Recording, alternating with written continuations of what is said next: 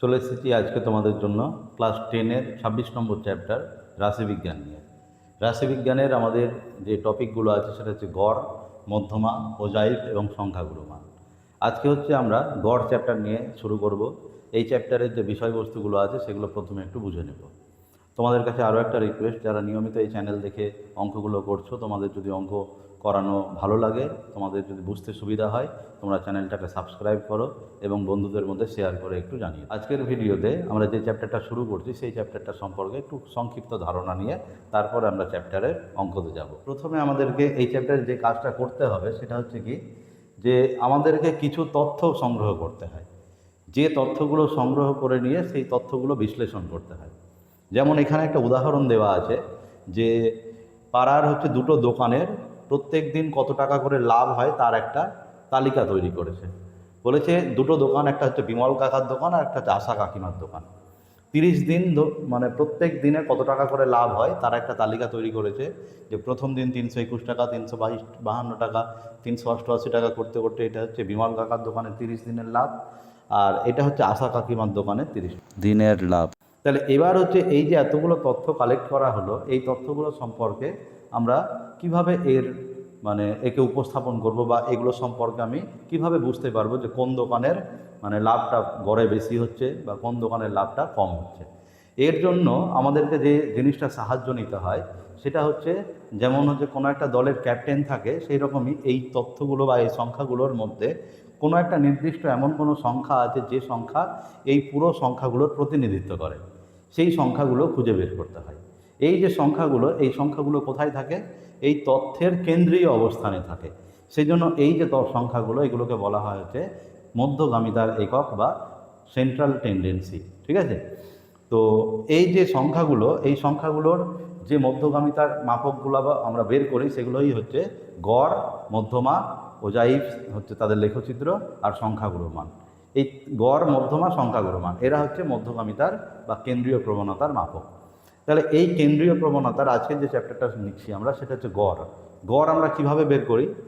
একটা উপায় হচ্ছে কি, যে আমরা এমন কাজ করতে পারি যে এই যে সংখ্যাগুলো, এই সংখ্যাগুলোর প্রত্যেকটাকে আমি একটু নামকরণ করতে পারছি। কীরকম? x1, x2, x3 করতে করতে কতগুলো সংখ্যা আছে? 30 দিনে 30 লাভ আছে, 30 সংখ্যক, তাই না? তাহলে x1, x2, x3 করতে করতে 30টা দিনের 30টা সংখ্যা পাওয়া যাবে। সেই 30টা সংখ্যার নাম হচ্ছে এরকম দিয়ে দিলাম, যে x1 এর মান হচ্ছে এত, x2 এর মান এত, এই করতে করতে x30 পর্যন্ত। তাহলে আমরা প্রথমে কি করব, এই প্রত্যেকটা লাভকে যোগ করে দেব, অর্থাৎ 30 দিনে মোট কত টাকা লাভ হয়েছে সেটা আমরা যোগ করে দিলাম। তাহলে এখানে 30 দিনের মোট লাভটা বের করা হয়েছে। দেখছো এই 30 দিনের মোট লাভ যেটা বিমল কাকার দোকানের, সেটা হচ্ছে 13,502 টাকা। তাহলে এই 13,502 টাকাটা হচ্ছে কত দিনের লাভ? 30 দিনের লাভ।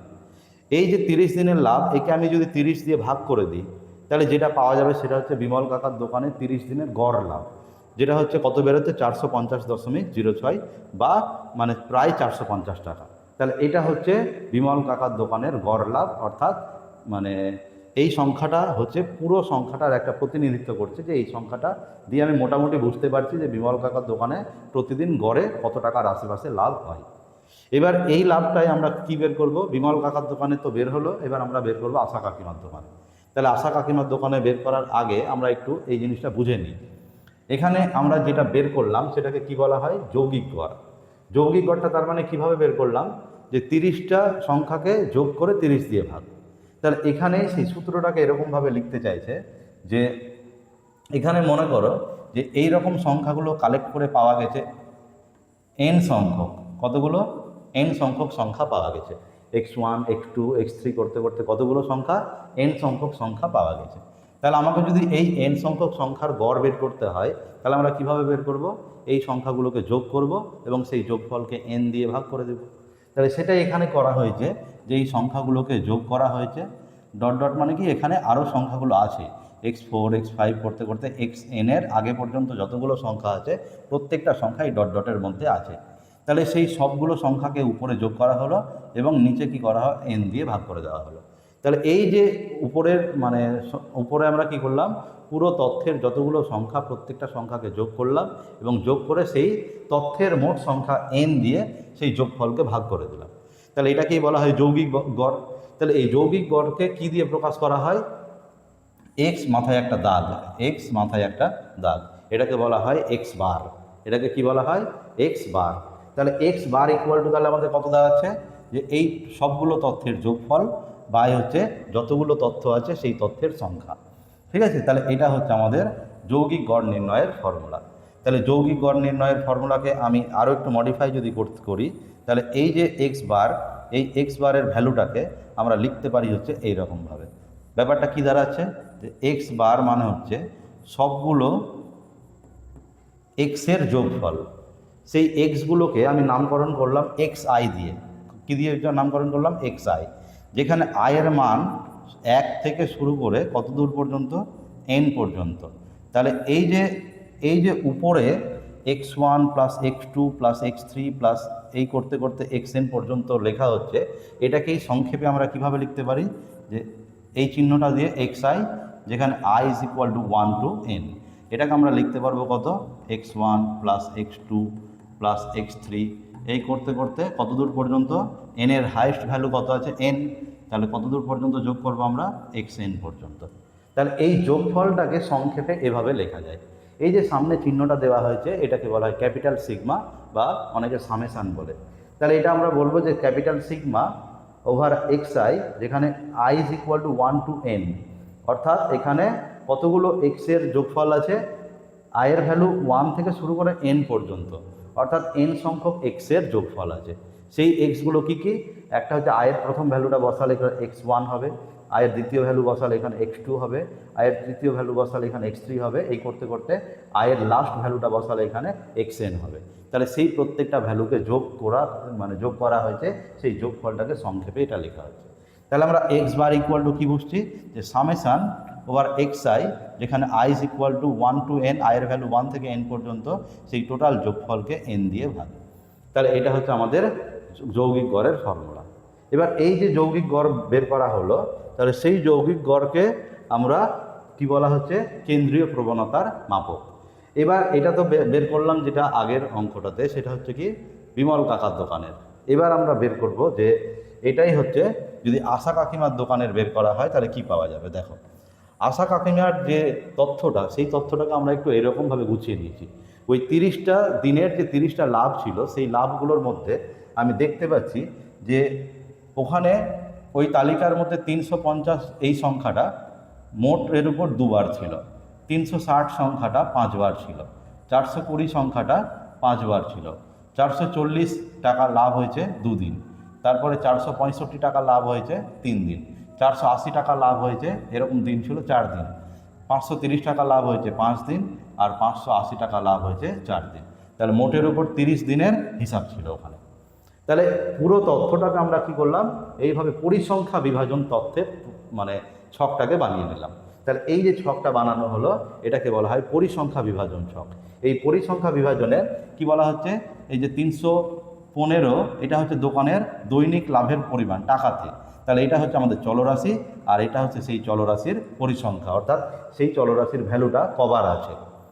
এখানে সেই চলরাশির ভ্যালুটা যতবার থাকে সেই সংখ্যাটাকে বলা হয় ওই চলরাশির ওই ভ্যালুটার পরিসংখ্যা। তাহলে আমরা প্রদত্ত আশা কাকিমার দোকানের যে লাভটা, সেই লাভটাকে কি করলাম? এখানে পরিসংখ্যা বিভাজন ছকে তৈরি করে নিলাম। এবার এই ছক থেকে আমরা আশা কাকিমার দোকানের লাভটা বের করব। কীরকমভাবে লাভটা বের করব? দেখো, যেহেতু 350 টাকা লাভটা কদিন হয়েছিল, 315 টাকা লাভ হয়েছিল, এরকম 315 টাকা লাভ হয়েছিল 2 দিন। তাহলে 315 যোগ 315 বা 315 টাকা করে লাভ হয়েছে 2 দিন। তাহলে একদিনে 315 টাকা লাভ হলে 2 দিনে মোটের উপর লাভ হবে কত? 630 টাকা। তারপরে 360 টাকা লাভ হয়েছে এরকম কয়দিন ছিল? 5 দিন। তাহলে 360 টাকা এক এক দিনে লাভ হয়েছে, তাহলে 5 দিনে, সেই 5 দিনে মোটের উপর লাভ কত হয়েছে? 1800 টাকা। এইরকমভাবে 420 টাকা লাভ হয়েছে কদিন? 5 দিন। তাহলে 420 গুণিত 5, সেটা হচ্ছে 5 দিনে মোট 2100 টাকা লাভ হয়েছে।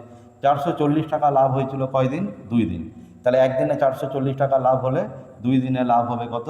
440 গুণিত 2 সমান 880। তাহলে এইরকমভাবে আমরা কি করলাম?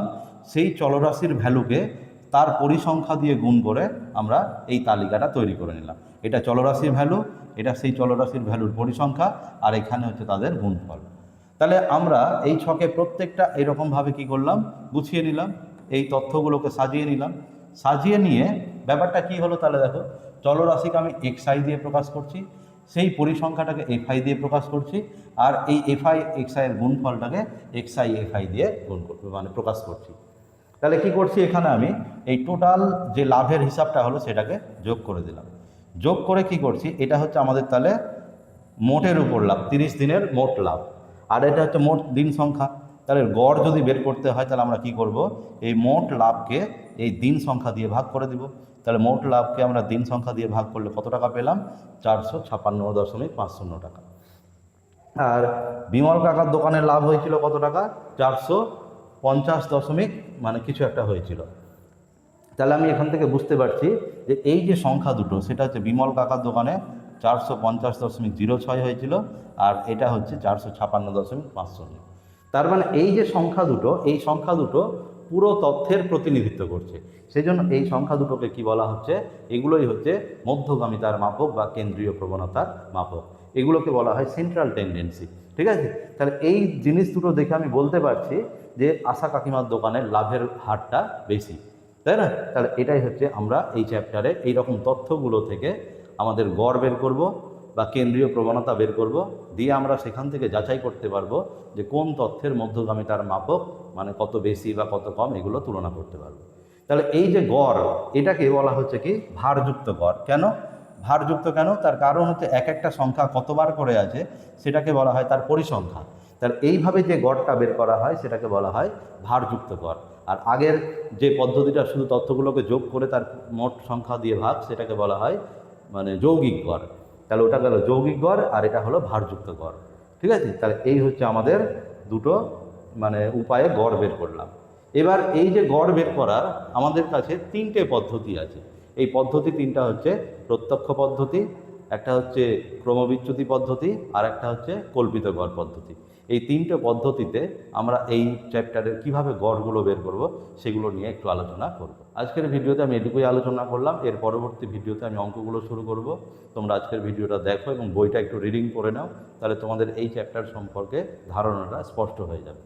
এর পরবর্তীতে আমরা যখন চ্যাপ্টারটা শুরু করব তখন তোমাদের কোনো কোয়ারি থাকলে বা কোনো কোশ্চিন থাকলে তুমি কমেন্ট করবে, সেই কমেন্টের আমি বেসিসে ভিডিও বানিয়ে সেগুলো সলভ করে দেওয়ার চেষ্টা করব। আজকের ভিডিও এখানেই শেষ করছি। তোমরা সবাই ভালো থেকো এবং সুস্থ থেকো।